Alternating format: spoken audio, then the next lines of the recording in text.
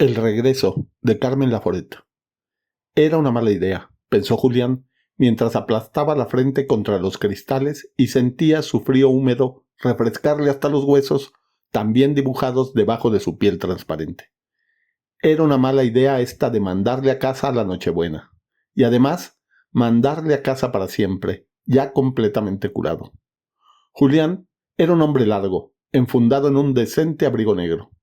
Era un hombre rubio, con los ojos y los pómulos salientes, como destacando en su flacura. Sin embargo, ahora Julián tenía muy buen aspecto. Su mujer se hacía cruces sobre su buen aspecto cada vez que lo veía.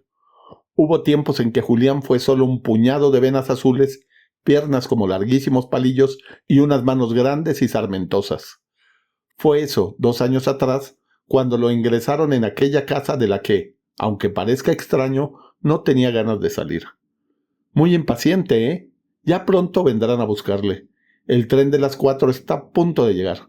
Luego podrán ustedes tomar el de las 5:30. Y esta noche en casa, a celebrar la Nochebuena. Me gustaría, Julián, que no se olvidase de llevar a su familia a la misa de gallo, como acción de gracias. Si esta casa no estuviese tan alejada, sería muy hermoso tenerlos a todos esta noche aquí. Sus niños son muy lindos, Julián. Hay uno, sobre todo el más pequeñito, que parece un niño Jesús, o un San Juanito, con esos bucles rizados y esos ojos azules. Creo que haría un buen monaguillo, porque tiene cara de listo.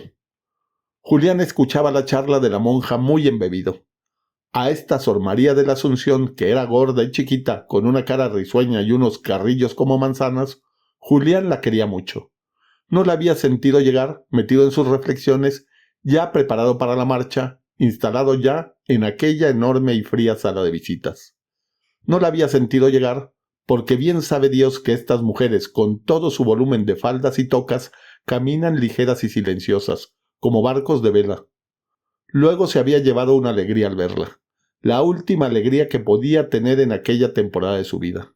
Se le llenaron los ojos de lágrimas, porque siempre había tenido una gran propensión al sentimentalismo, pero que en aquella temporada era ya casi una enfermedad. Sor María de la Asunción, yo esta misa del gallo quisiera oírla con ustedes. Yo creo que podría quedarme aquí hasta mañana. Ya es bastante estar con mi familia el día de Navidad. Y en cierto modo, ustedes también son mi familia. Yo soy un hombre agradecido. Pero criatura, vamos, no diga disparates. Su mujer vendrá a recogerlo ahora mismo. En cuanto esté otra vez entre los suyos y trabajando, olvidará todo esto, le parecerá un sueño.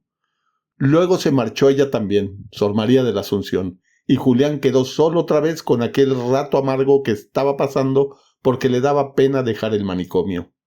Aquel sitio de muerte y desesperación que para él, Julián, había sido un buen refugio, una buena salvación.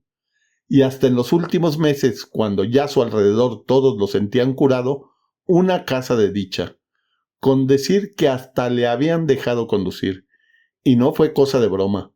Había llevado a la propia superiora y a Sor María de la Asunción a la ciudad a hacer compras.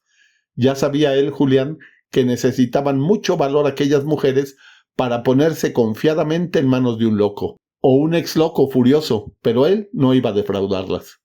El coche funcionó a la perfección bajo el mando de sus manos expertas. Ni los baches de la carretera sintieron las señoras. Al volver, le felicitaron y él se sintió enrojecer de orgullo. Julián, ahora estaba delante de él Sor Rosa, la que tenía los ojos redondos y la boca redonda también. Él a Sor Rosa no la quería tanto. Se puede decir que no la quería nada. Le recordaba siempre algo desagradable en su vida, no sabía qué.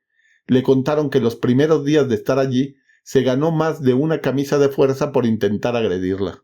Sor Rosa parecía eternamente asustada de Julián. Ahora de repente, al verla, comprendió a quién se parecía. Se parecía a la pobre Herminia, su mujer, a la que él, Julián, quería mucho.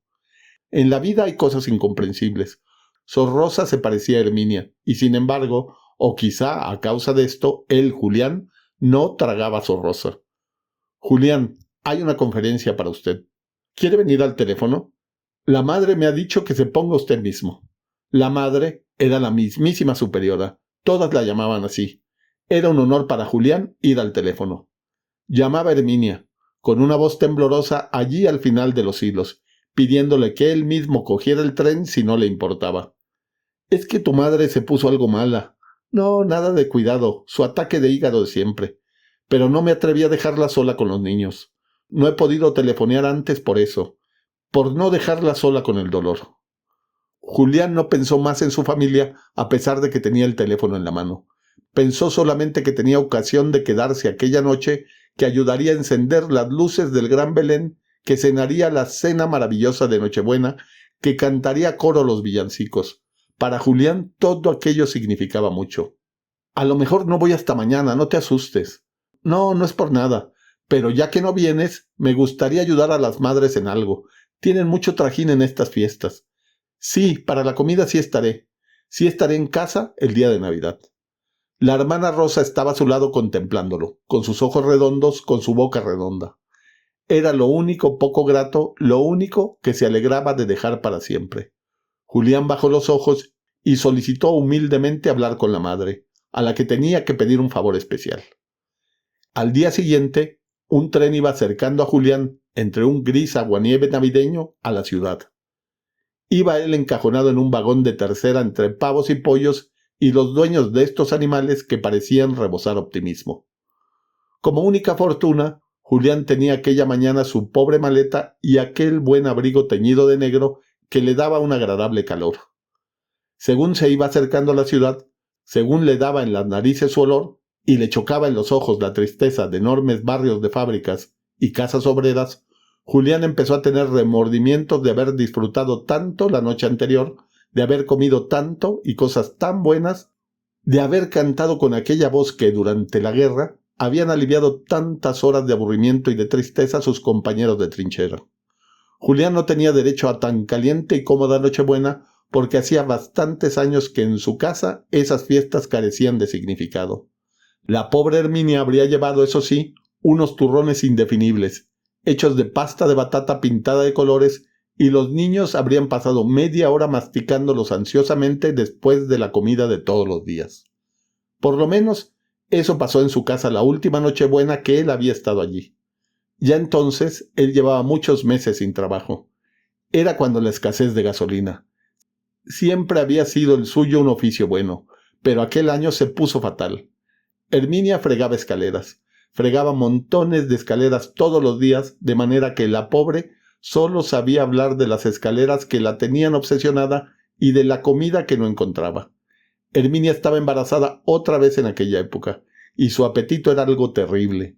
Era una mujer flaca, alta y rubia, como el mismo Julián, con un carácter bondadoso y unas gafas gruesas, a pesar de su juventud.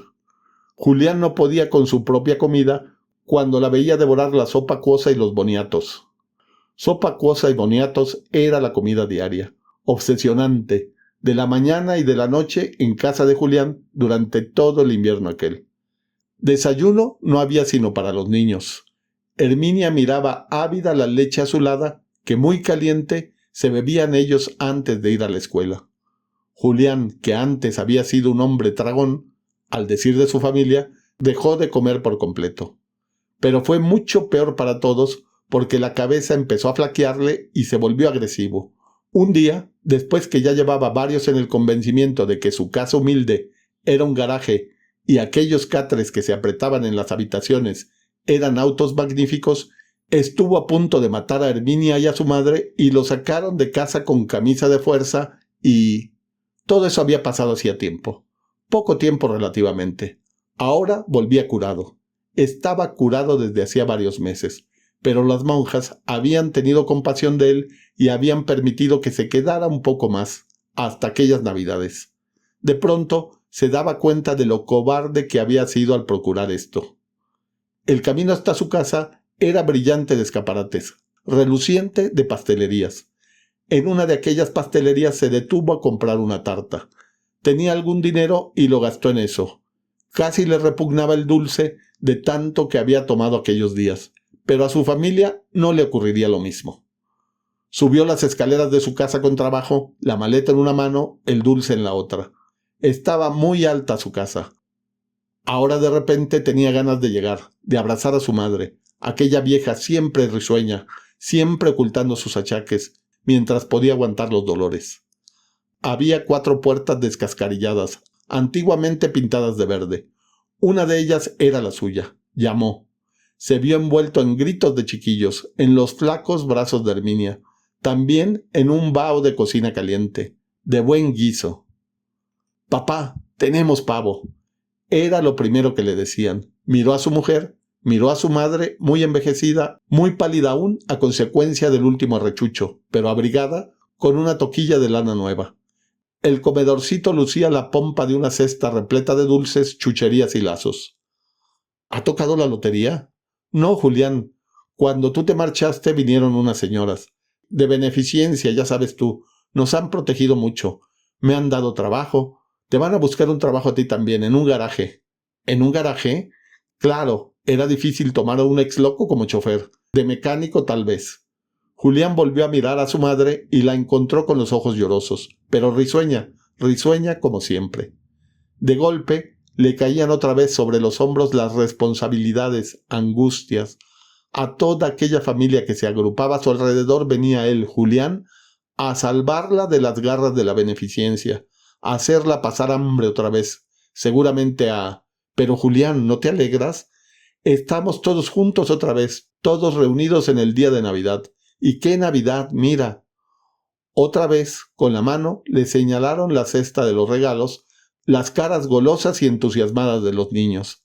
A él, aquel hombre flaco, con su abrigo negro y sus ojos saltones, que estaba tan triste, que era como si aquel día de Navidad hubiera salido otra vez de la infancia para poder ver con toda crueldad, otra vez, debajo de aquellos regalos, la vida de siempre.